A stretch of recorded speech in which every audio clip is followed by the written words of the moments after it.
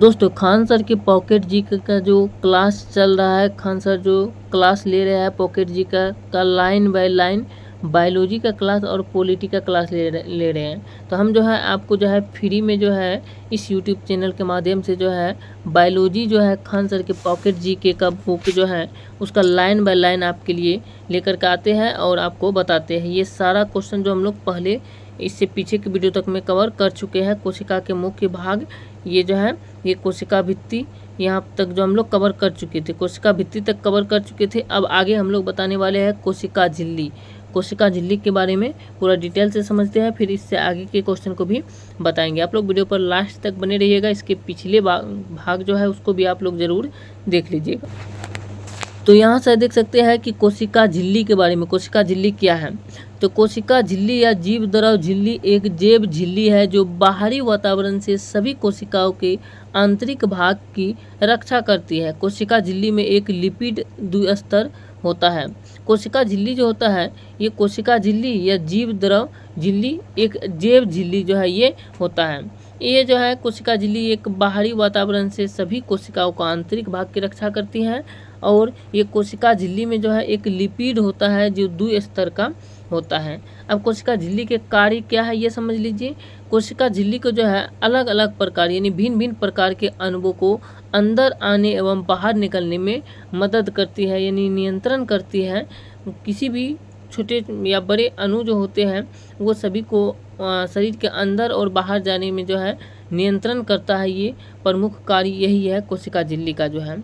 और बात करें नोट में यहाँ पे दिया गया है, देख सकते हैं सबसे पहले कि कोशिका झिल्ली में प्रोटीन तथा कार्बोहाइड्रेट पाया जाता है और यह अर्धपारगम झिल्ली होता है। कोशिका झिल्ली जो होता है यह अर्धपारगम झिल्ली होता है और कोशिका झिल्ली में प्रोटीन तथा कार्बोहाइड्रेट पाया जाता है। यहाँ पे नोट में दिया गया है, देख सकते हैं कि कोशिका झिल्ली का उन्नत प्रतिकृति 1972 में सिंगर व निकोलसन ने प्रतिपादित किया, जिसे तरल किरमिर प्रकृति के रूप में व्यापक रूप से स्वीकार कर लिया गया।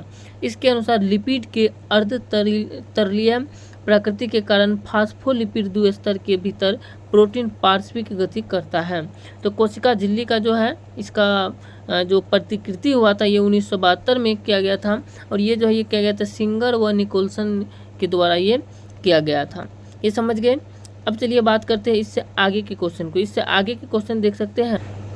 आगे का क्वेश्चन जो है यहाँ से देख सकते हैं तारक कय। तारक कय आ जाता है। तारक कय क्या है इसके बारे में समझिए।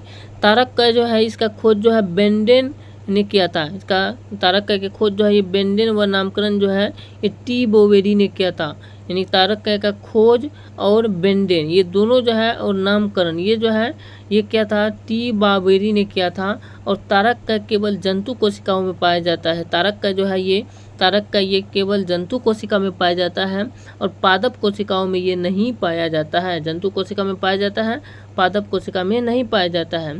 केवल शैवाल एवं कवक को छोड़कर जो है ये नहीं पाया जाता है। और आपको बात करें तो तारक का जो है ये तारक का कोशिका विभाजन में मदद करता है और कोशिका विभाजन के समय तर्कु तंतु का निर्माण करता है। तारक का कोशिका विभाजन के समय जो है ये मदद भी करता है और तर्कु तंतु का निर्माण भी करता है। अब इसके बाद आ जाता है अंतःप्रद्रवी जालिका। अंतःप्रद्रवी जालिका क्या है ये समझिए। अंतःप्रद्रवी जालिका जो है इसका खोज पोर्टर ने किया था अंतःप्रद्रवी जालिका का और इसे कोशिका का कंकाल तंत्र भी कहा जाता है। अंतःप्रद्रवी जालिका को अंतःप्रद्रवी जालिका जो है इसको कोशिका का कंकाल तंत्र भी कहा जाता है और ये जो है यह केवल यूकेरियोटिक कोशिका में जो है पाई जाती है। अंतःप्रद्रवी जालिका जो है ये केवल यूकेरियोटिक कोशिकाओं में पाई जाती है। जिन अंतःप्रद्रवी जालिका की बाहरी सतह पर राइबोसोम पाया जाता है उन्हें जो है खुरदरी या रुक्ष अंतःप्रद्रवी जालिका कहती हैं। जो कोशिका जो अंतःप्रद्रवी जालिका होता है जिसके ऊपर में राइबोसोम पाया जाता है उसको जो खुरदरी अंतःप्रद्रवी जालिका या रुक्ष अंतःप्रद्रवी जालिका कहा जाता है। जिन अंतःप्रद्रवी जालिका की बाहरी सतह पर राइबोसोम का अभाव होता है उन्हें जो है चिकनी अंतःप्रद्रवी जालिका कहा जाता है। अब इसके बाद जो है इसके बाद आ जाता है गोल्जी कय। गोल्जी क्या है? गोल्जी कय क्या मदद करता है ये समझिए।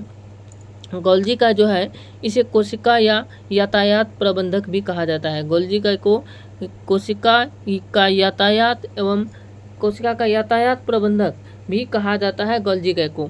और इसका मुख्य कार्य जो है गोल्जी कय का ये है लाइसोसोम का निर्माण करना। शरीर में जो है कोशिका में लाइसोसोम का निर्माण जो है गोल्जी का ही करता है और ये लिपिड का निर्माण भी करता है, वसा एवं लिपिड का संचय भी करता है गोल्जी का जो है।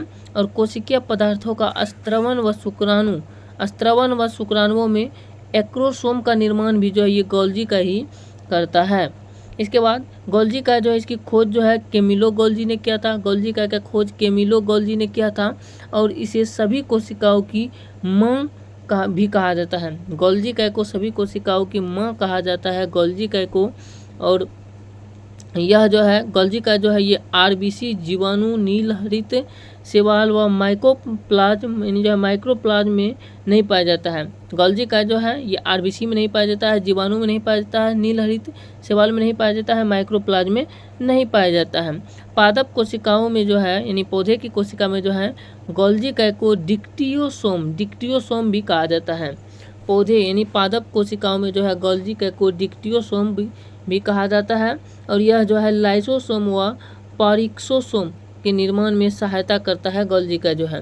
गोल्जी का ग्लाइकोलिपिड व ग्लाइकोप्रोटीन का निर्माण प्रमुख स्थल होता है गोल्जी का जो है। अब इसके बाद आता है लाइसोसोम। चलिए लाइसोसोम के बारे में बताते हैं, फिर आगे आ जाएगा माइटोकॉन्ड्रिया क्या है। लाइसोसोम जो है इसका खोज डी डबे ने किया था। लाइसोसोम की खोज डी डबे ने किया था और इसका मुख्य कार्य बाहरी कोशिका पदार्थों का पाचन करना जो है लाइसोसोम का कार्य है। बाहरी कोशिका पदार्थों का पाचन लाइसोसोम करता है और अंतः कोशिका पाचन भी करता है। स्वपनष्टीकरण जो भी लाइसोसोम करता है। कोशिका विभाजन भी लाइसोसोम करता है, कोशिका विभाजन में मदद करता है लाइसोसोम। और इसलिए जो है लाइसोसोम को जो है कोशिका के आत्मघाती थैली भी कहा जाता है। कोशिका का आत्मघाती थैली लाइसोसोम को कहा जाता है।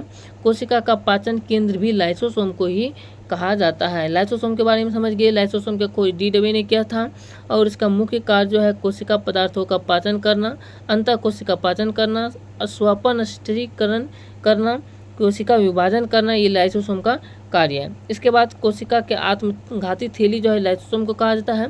कोशिका का पाचन केंद्र भी जो है लाइसोसोम को ही कहा जाता है, ये समझ गए। इसके बाद आ जाता है माइटोकॉन्ड्रिया। चलिए माइटोकॉन्ड्रिया तक कवर करते हैं और इसके बाद जो है नेक्स्ट वीडियो में लवक के बारे में भी चर्चा करेंगे। माइटोकॉन्ड्रिया के बारे में समझ लीजिए। माइटोकॉन्ड्रिया जो है इसका खोज अल्टमैन ने किया था। माइटोकॉन्ड्रिया का खोज अल्टमैन ने किया था और इसका नामकरण जो है ये बेंडा ने किया था। माइटोकॉन्ड्रिया का खोज अल्टमैन ने किया था और नामकरण बेंडा ने किया था। इसमें जो है ऊर्जा का निर्माण होता है और संचय एटीपी रूप में जो होता है। माइटोकॉन्ड्रिया में ऊर्जा का निर्माण होता है और एटीपी रूप में जो इसका संचय होता है और इसको जो है श्वसन का केंद्र भी कहा जाता है। माइटोकॉन्ड्रिया को श्वसन का केंद्र भी कहा जाता है, श्वसन का केंद्र। और प्रोटीन संश्लेषण में सहायता करती है माइटोकॉन्ड्रिया। कोशिका का शक्ति गृह भी जो है माइटोकॉन्ड्रिया को ही कहा जाता है। शक्ति गृह का मतलब पावर हाउस। कोशिका का पावर हाउस जो है या कोशिका का बिजली घर जो है ये माइटोकॉन्ड्रिया को कहा जाता है। दोस्तों इस वीडियो में इतना ही क्वेश्चन कवर किए और सारे के सारे इंपॉर्टेंट क्वेश्चन है आपके किसी भी वन डे एग्जाम के लिए। तो आप लोग जो है यहाँ तक वीडियो को देखे हैं तो वीडियो को लाइक भी कर दीजिए। नेक्स्ट वीडियो को देखने के लिए चैनल को सब्सक्राइब करके जरूर रख लीजिए। चलिए मिलते हैं नेक्स्ट वीडियो में इसका अगला पार्ट लेकर के। Line by line. जय हिंद।